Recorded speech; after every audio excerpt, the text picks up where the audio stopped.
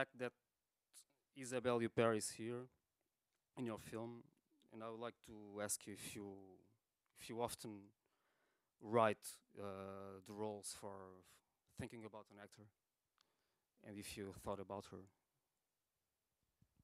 Her role was written for her, just like the role of Sally, played by Sandrine Kiberlin, and the role of Robert Mendes, played by François Damiens. It was really written for the three of them.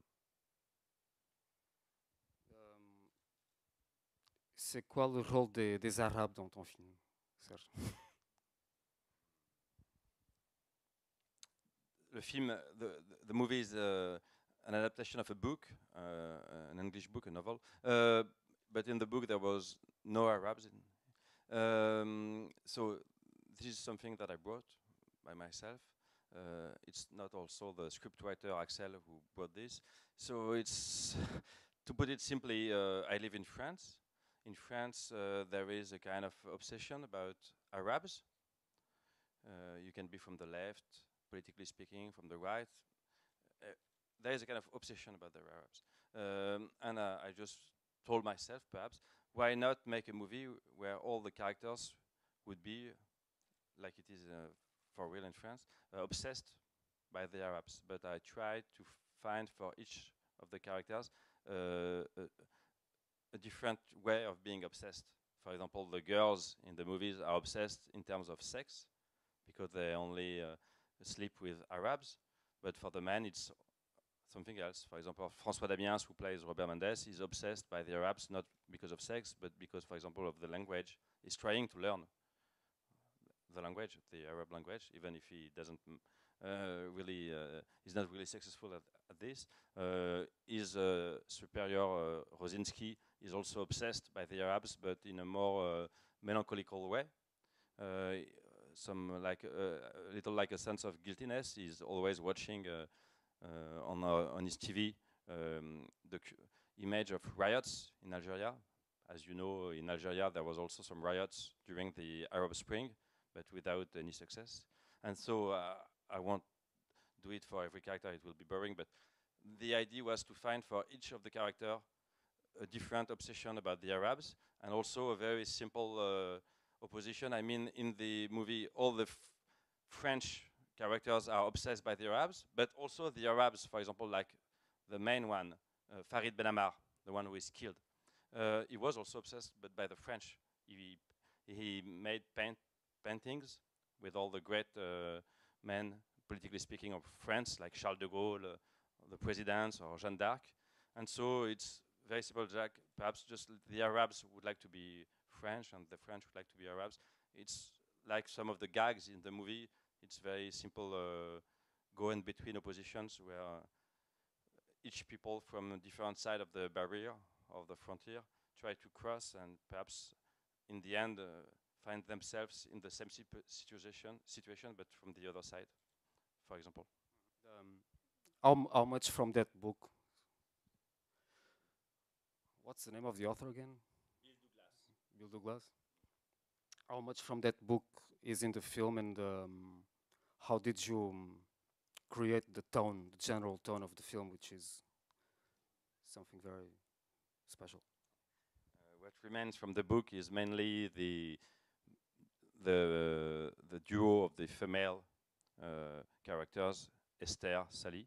This is really from the book, and also a kind of strange mix of aggressive humor and also some kind of anxiety, social anxiety, and a kind of mix between aggressive humor and social anxiety.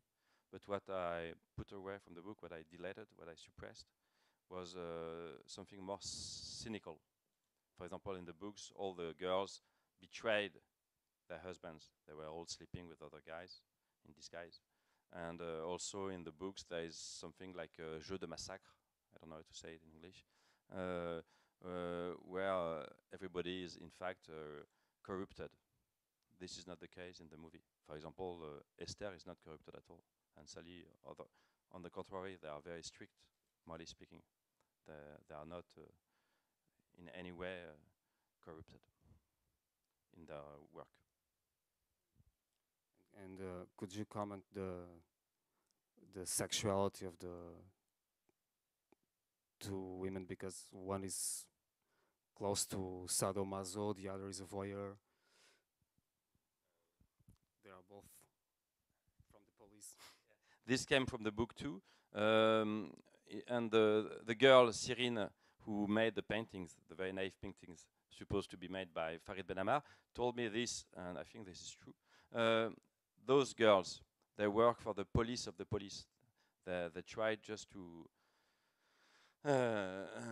be sure that police don't do bad things like violence, like illegal observation, illegal surveillance.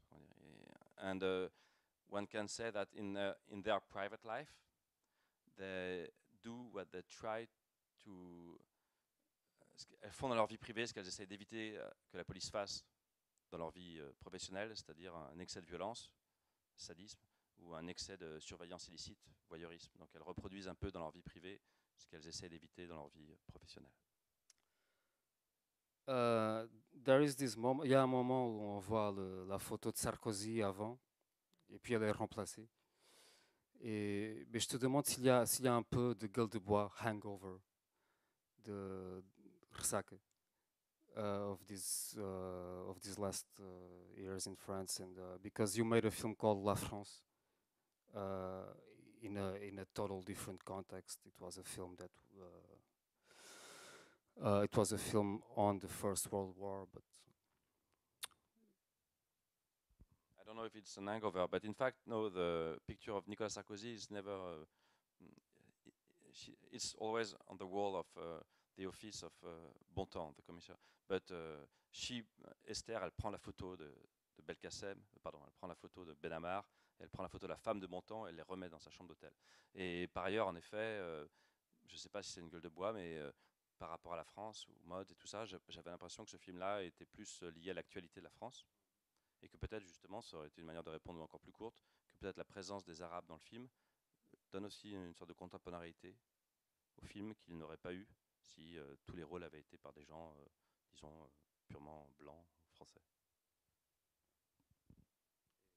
il y a une autre question un peu, comme on est si peu là, on peut dire des bêtises comme ça. Mais pourquoi les filles finalement elles vont coucher avec des Arabes, toutes les deux? Ben, c'est comme j'ai dit tout à l'heure, je n'ai pas vraiment réfléchi. J'ai eu envie, encore une fois, comme le livre me semblait trop cynique, de casser le cynisme du livre, et en particulier de casser un des principes du livre qui était que tous les héros étaient des grands bourgeois corrompus, et donc de mettre le film dans un milieu social beaucoup plus modeste, de type banlieue, banlieue du nord de la France. Et peu à peu, j'ai eu l'idée aussi de faire en sorte qu'il y ait de plus en plus de rôles qui soient des rôles arabes. Et une des manières toutes simples de faire qu'il y ait le maximum de rôles qui soient des rôles arabes, c'est de faire en particulier que tous les hommes, des femmes, soient des rôles arabes. Et donc c'était juste au départ un principe presque quantitatif. Mais j'espère qu'ensuite ça joue, comme je disais tout à l'heure, sur des choses d'inversion ou d'obsession, où l'obsession peut être sexuelle, langagière, politique, et puis aussi sur ce rapport à l'étranger, disons, à l'épreuve de l'étranger, comme par exemple quand on n'arrive pas bien à parler la langue de quelqu'un, on peut des fois un peu avoir des accros linguistiques, puis des accros physiques, et peut-être que les relations amoureuses violentes, par exemple d'Esther, viennent moins d'un goût du sadisme qu'une difficulté à communiquer, peut-être à cause de différences, peut-être même de peau ou de langue, qui vont ensuite obliger à donner des coups ou à s'affronter pour casser un peu comme des barrières. En tout cas, c'est un peu, disons, tout ça c'est théorique parce que j'avais pas vraiment réfléchi, mais c'est des manières d'essayer de mettre en scène ou en jeu tout ce qui est l'épreuve de l'étranger. Quelque chose qu'on ne connaît pas, qu'on essaie de mieux connaître, même de connaître intimement, même de connaître bibliquement. Et des fois, on n'y arrive pas avec une grande facilité. Donc on est obligé de se forcer ou de forcer la personne et jusqu'à avoir besoin d'une certaine violence pour passer le cap ou franchir voilà, ou arriver à accéder à ce qui n'est pas si facile, à ce qui est des sortes de franchissement.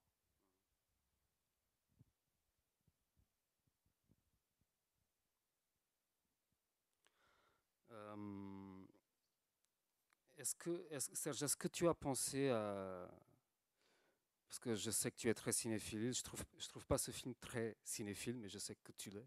Mais je voudrais savoir si tu as pensé à la comédie classique américaine, au slapstick.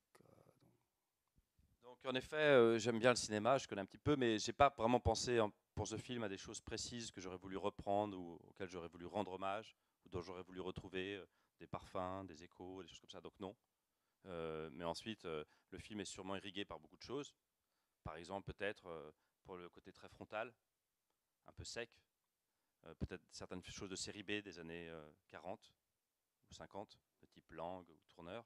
Puis aussi, comme chez Tourneur par exemple, le fait qu'il y ait peu de décors, qu'il y ait peu de que non seulement il y ait peu de décors, mais qu'on a l'impression que ces décors se touchent et que les personnages tournent eux-mêmes dans ces décors qui finalement deviennent un peu à leur tour aussi, comme les Arabes, des obsessions. Pour être précis, par exemple, Damien n'a pas particulièrement de raison à l'aube de retourner à la butte. Il y retourne comme si le lieu l'appelait. C'est des choses qu'on voit souvent chez Tourneur, où des gens retournent dans des lieux alors qu'il n'y a pas vraiment de raison dramatique. C'est ce qui contribue aussi peut-être à faire que des fois les films sont un peu hantés, ou en tout cas parce que les héros, eux, sont hantés par des lieux. Donc voilà, il y a des choses comme ça, et puis il y a sûrement beaucoup d'autres choses mais il n'y a pas un travail explicite non, sur des références cinématographiques ou même des genres, des choses comme ça. Il n'y a pas tellement de ça. La France, il y avait plus ça, par exemple.